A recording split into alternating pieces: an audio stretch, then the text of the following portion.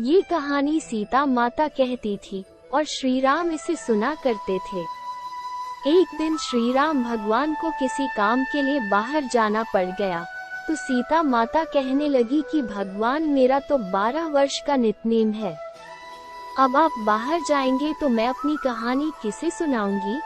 श्री राम ने कहा कि तुम कुएं की पाल पर जाकर बैठ जाना और वहाँ जो औरतें पानी भरने आएंगी उन्हें अपनी कहानी सुना देना।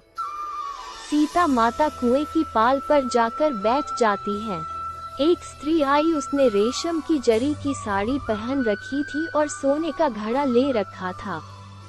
सीता माता उसे देख कहती है कि बहन मेरा 12 वर्ष का नितनेम सुन लो। पर वो स्त्री बोली कि मैं तुम्हारा नितनेम सुनूंगी तो मुझे घर जाने में देर हो जाएगी और मेरी सास मुझसे लड़ेगी। उसने कहानी नहीं सुनी और चली गई। उसकी रेशम जरी की साड़ी फट गई, सोने का घड़ा मिट्टी के घड़े में बदल गया। सास ने देखा तो पूछा कि ये किसका दोष अपने सिर लेकर आ गई है।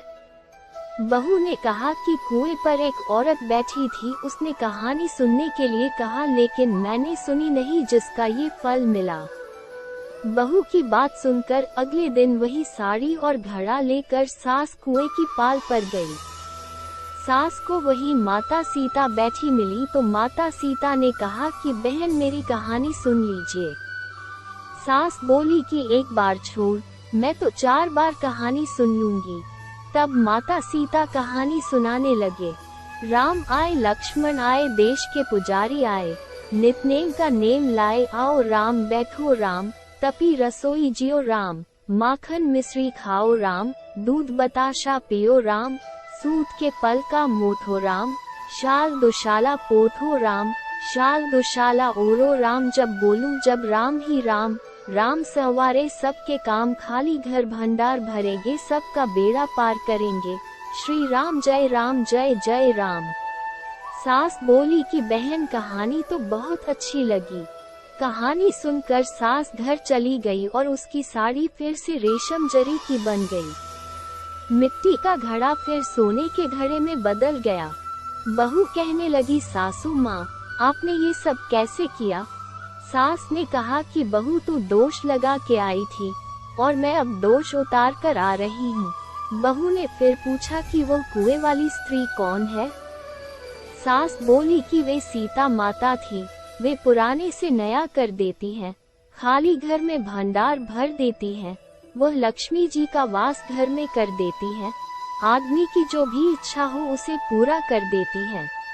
बहू बोली कि यही कहानी मुझे भी सुना दो। सास बोली कि ठीक है तुम भी सुनो और सास ने कहानी शुरू की। राम आए लक्ष्मण आए देश के पुजारी आए, नितनेम का नेम लाए आओ राम बैठो राम, तपी रसोई जियो राम, माखन मिश्री खाओ राम, दूध बताशा पियो राम, सूत के पल का मोठो राम, शाल दुशाला पोठो राम, शाल दुशाला ओरो राम, खाली घर भंडार भरेंगे सबका बेड़ा पार करेंगे, श्री राम जय राम। कहानी सुनकर बहू बोली कि कहानी तो बहुत अच्छी है। सास ने कहा कि ठीक है इस कहानी को रोज कहा करेंगे।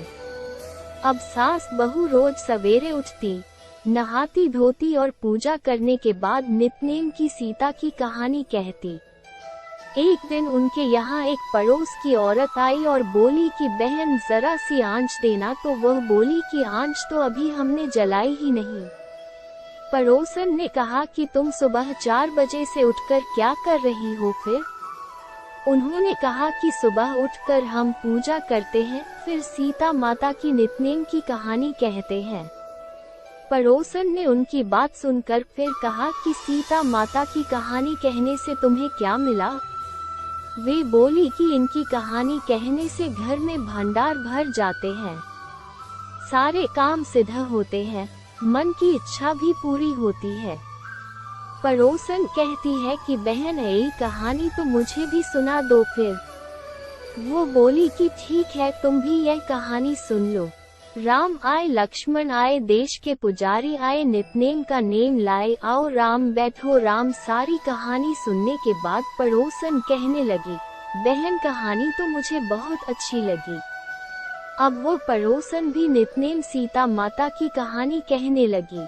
कहानी कहने से सीता माता ने पड़ोसन के भी भंडार भर दिए।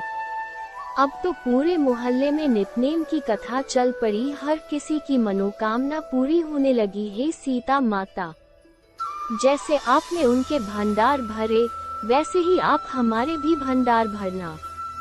कहानी सुनने वाले के भी और कहानी कहने वाले के भी। उत्तर प्रदेश, बिहार, हिमाचल प्रदेश और हरियाणा के कुछ क्षेत्रों में आज भी यह कथा सीता जयंती पर चाव से सुनाई जाती है। अगर आपको ये कहानियाँ अच्छी लगी हो तो इसे शेयर और लाइक जरूर करें।